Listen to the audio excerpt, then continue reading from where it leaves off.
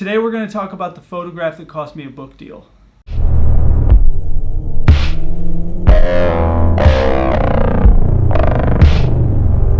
Wait, we're starting from the beginning?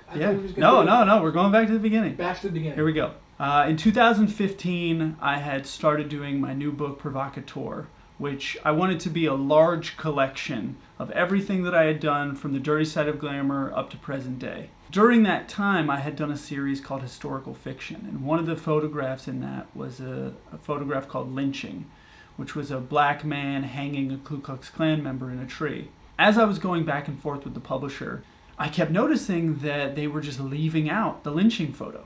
So every time I would get back a new draft of the book, the lynching photo wasn't in there. And I asked a couple times, I said, what happened to the KKK photo? And they would be like, we didn't have the file, or something had. There was always an excuse. Every time there was an excuse why this photo was in the book. And then finally, we're approaching the deadline to publish. And I just called up the owner and I said, what's the deal? Why is this photo not being in here? I've asked for it now 8 times to be in the book. Why are you not putting it in?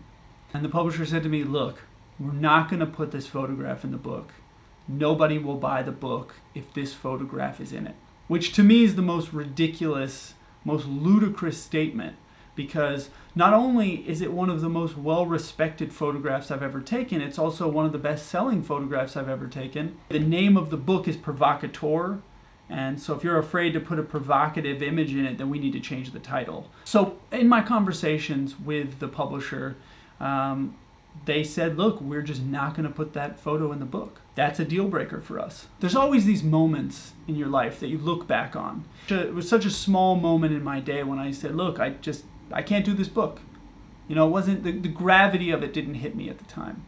You look back on those moments and you realize how much they shape you, and saying to myself, I'm not going to promote a book that I'm not proud of, and I'm not going to promote a book that doesn't have the whole scope of my work in it. It was such a moment that I had to have in my life and my career and my work and everything.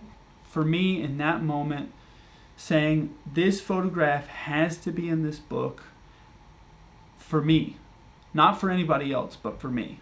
It's a photograph I made, it's a photograph I'm proud of, and look, I could have done the book with those people, and it would have been fine, it would have been great, but I wouldn't have been proud of it. And so forever, for the rest of time, when my grandkids are looking at that book, I would be ashamed of it or embarrassed by it. And that's just not a feeling that I ever want to have. The advice that I have to give to you is just do it right. And if it takes longer, then so be it. Do something that you're going to be proud of 5 years from now. And I get it. We're all the same. We all look back on things we did 5-10 years ago and we're like, oh my God, I would do that so differently now. But that's not what I'm talking about. What I'm talking about here is sacrificing your integrity just to have a book, and it's not worth it. Sacrificing your integrity is never worth it.